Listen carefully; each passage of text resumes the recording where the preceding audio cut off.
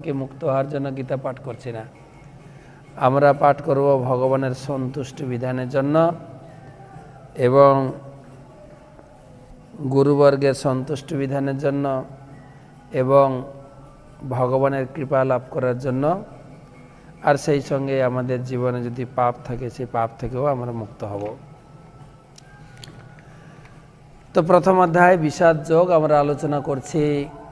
ধৃতরাষ্ট্র প্রশ্ন করেছেন যে কুরুক্ষেত্রের মাঠে, ধর্মক্ষেত্রের মাঠে আমার পুত্র এবং পাণ্ডুর পুত্র গিয়ে কি করছেন।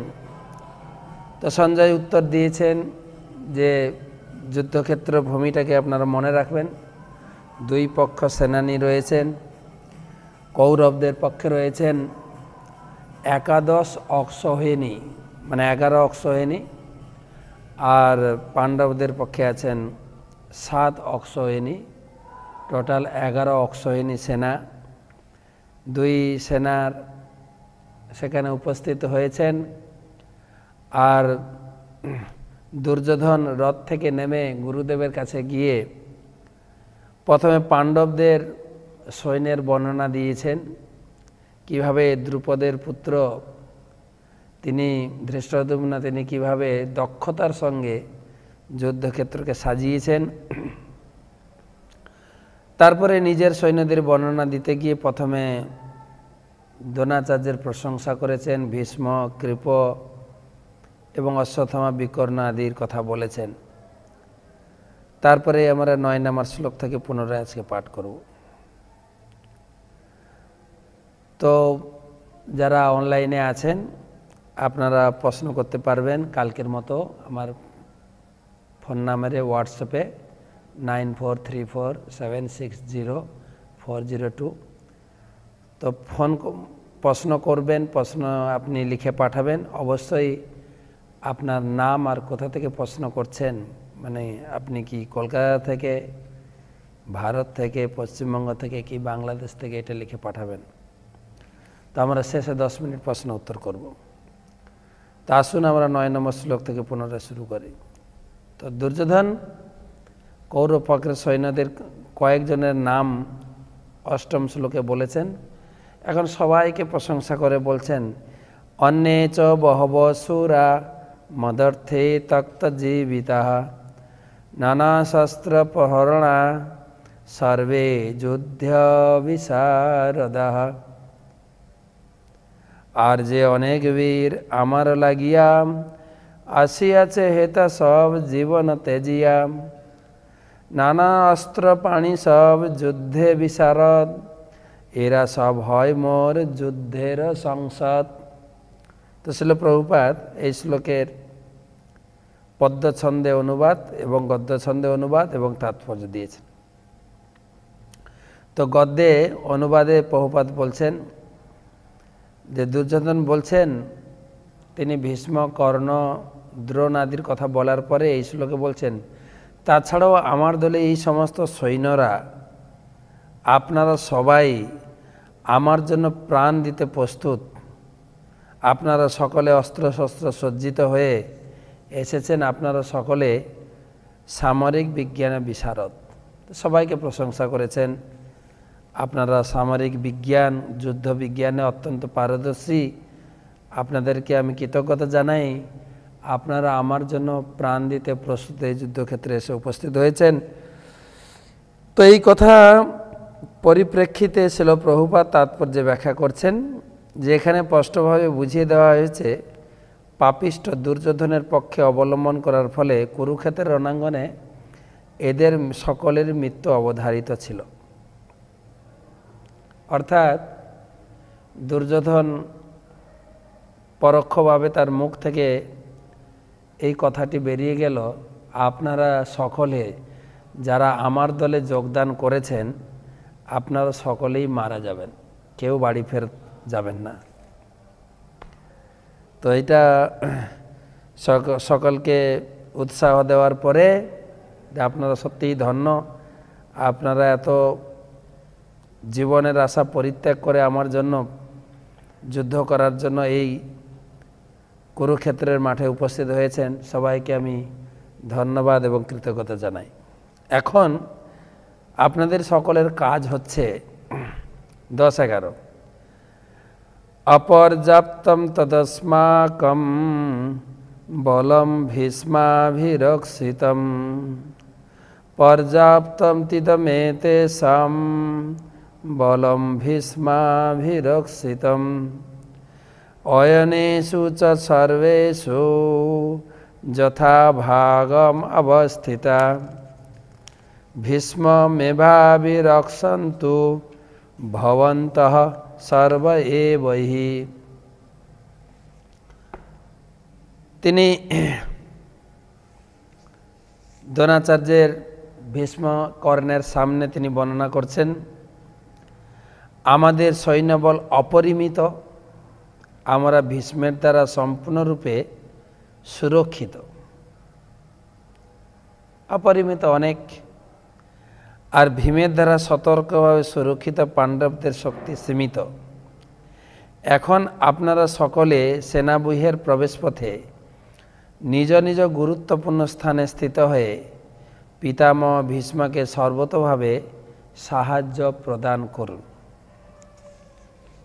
তো এখান থেকে আমরা বুঝতে পারছি দুর্যোধন বলছেন যে আমাদের সৈন্য সংখ্যা অনেক বেশি, আর ভীষ্মদেব সুন্দরভাবে সৈন্য সাজিয়েছেন, সুন্দরভাবে তিনি সৈন্যদের সুরক্ষিত রেখেছেন, আর পাণ্ডবদের সৈন্য সংখ্যা সীমিত, যা ভীমের দ্বারা সুরক্ষিত। তখন আপনারা সকলে ভীষ্মকে সাহায্য করার জন্য যে যার গুরুত্বপূর্ণ স্থানে দাঁড়িয়ে যান। অর্থাৎ দুর্যোধন এখন ফিল্ডিং করছেন, সাজাচ্ছেন যুদ্ধক্ষেত্র। যেরকম আমাদের ক্রিকেট খেলার সময় ফিল্ডিং করে না, কি ক্যাচ ধরবে, কেউ বল করবে, ঠিক সেই রকম ফিল্ডিং সাজাচ্ছেন। তবে এই শ্লোকের কিছু গূঢ় অর্থ আচার্যগণ তুলে ধরেছেন, সেটাই আমি আলোচনা করব। শ্লোকে দেখুন, অপর্যাপ্তম তদস্মাকম বলম ভীষ্মাভিরক্ষিতম। অপর্যাপ্তম, আমাদের সৈন্য সংখ্যা অপর্যাপ্ত, আর পর্যাপ্তম তিদমেতেষাম বলম ভীমাভিরক্ষিতম, আর ভীমের সৈন্য সংখ্যা পর্যাপ্ত। সাধারণভাবে পর্যাপ্তম কথাটির মানে হচ্ছে, পর্যাপ্ত মানে যা আমার প্রয়োজন। আর অপর্যাপ্ত মানে কি? অপর্যাপ্ত মানে প্রয়োজনের তুলনায় বেশি, কিন্তু সেই সঙ্গেও আরেকটা অর্থ ফুটে ওঠে, কোনো কিছুর সামনে অ বসানো মানে কখনো কখনো শব্দের বিপরীত অর্থ এসে যায়। যেরকম বলুন, উনি ধার্মিক, কিন্তু পাশের ব্যক্তিটি যদি অ লাগানো হয় অধার্মিক, তাহলে শব্দের অর্থ সম্পূর্ণ বিপরীত এসে যায়। সহিষ্ণু, অসহিষ্ণু, মত, অমত, খাদ্য, অখাদ্য, সব অ লাগালে শব্দের বিপরীত অর্থ আসে। ঠিক সেভাবে এখানে বোঝানো হয়েছে, ইনডাইরেক্টভাবে দুর্যোধন বোঝাচ্ছেন ভীমের অর্থাৎ পাণ্ডব পক্ষের যে সৈন্য আছে তাদের যা প্রয়োজন তাদের আছে। যদিও তাদের সৈন্য সংখ্যা ছিল 7 অক্ষসৈনী, কিন্তু কৌরবদের সৈন্য সংখ্যা তো প্রায় ডবল, 7 থেকে 11 অক্ষসৈনী।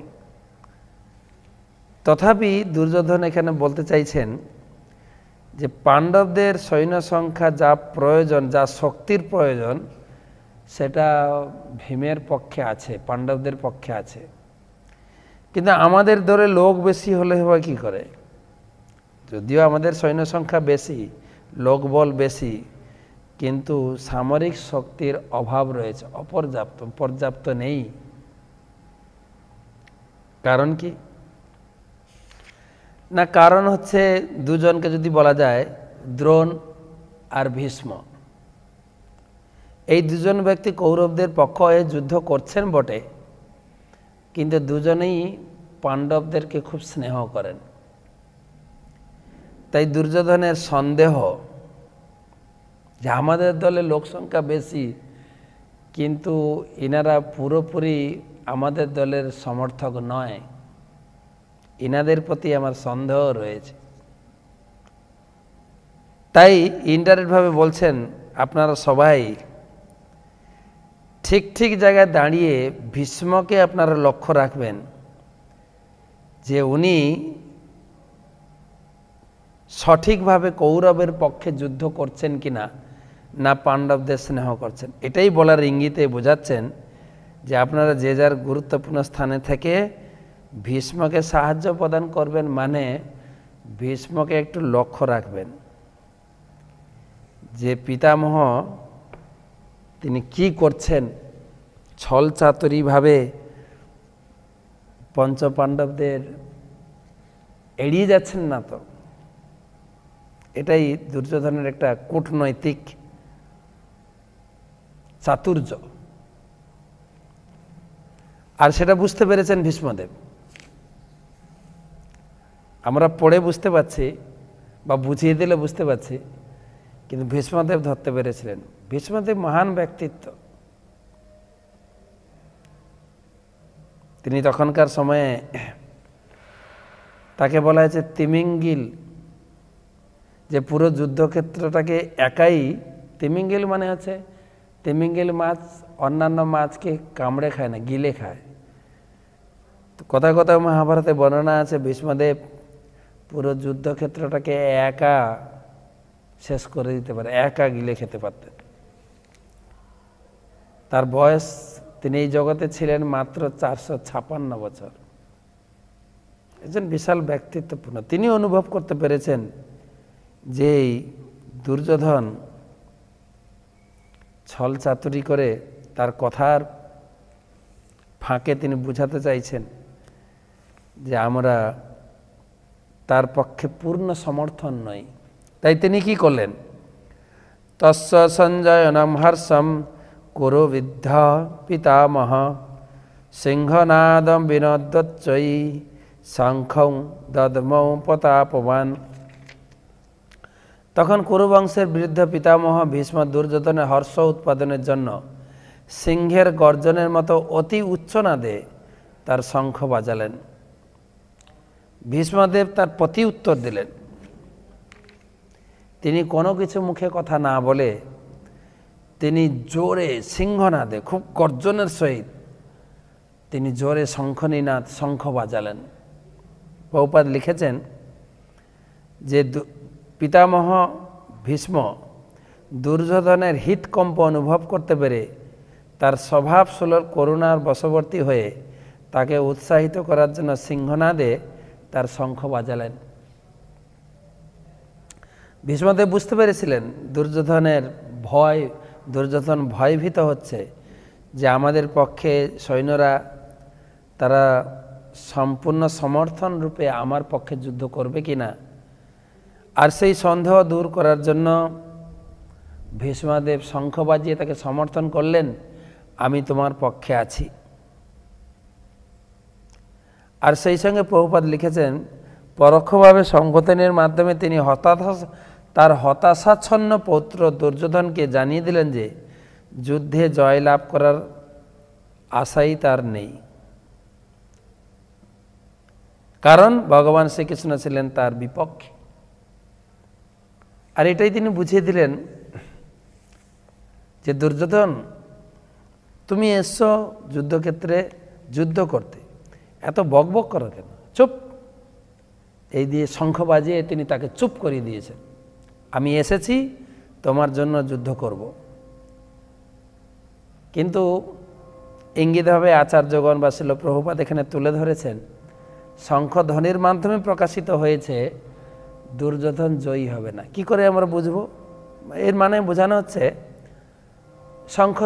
শঙ্খধ্বনির অর্থ হচ্ছে শঙ্খধ্বনিটা শুভ। তাই আমাদের সনাতন ধর্মে সকালে সন্ধ্যায় শঙ্খধ্বনি করেন, সকালে উঠে মায়েরা শঙ্খধ্বনি করেন, যত প্রকারের রাত্রের অশুভ অমঙ্গল সঙ্গে সঙ্গে যেন দূরীভূত হয়। আমি দেখেছি গ্রামেগঞ্জে যখন কোনো দুর্যোগ ঝড় বৃষ্টি ভূমিকম্প, তো গ্রামে শঙ্খধ্বনি হয় যে এই অমঙ্গলটা যেন শীঘ্রই দূরীভূত হয়।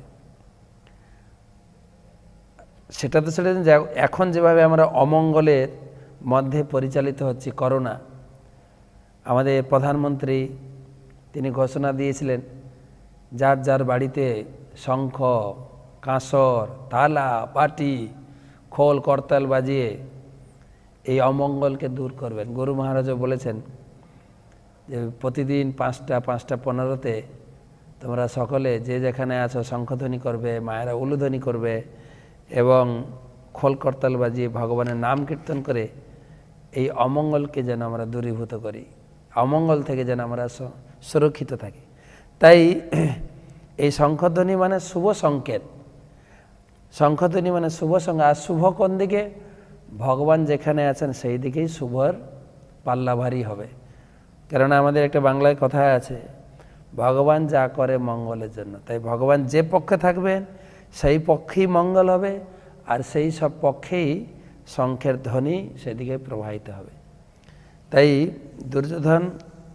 দুর্যোধনের সেই ভয় কাটানোর জন্য ভীষ্মদেব শঙ্খ বাজালেন, সেই সঙ্গে জগৎবাসীকে জানিয়ে দিলেন আমি যুদ্ধ করব দুর্যোধনের পক্ষে বীর বিক্রমে, কিন্তু এই যুদ্ধে আমরা জয় হতে পারবো না, জয় লাভ করব না। আর যখনই ভীষ্মদেব শঙ্খ বাজিয়েছেন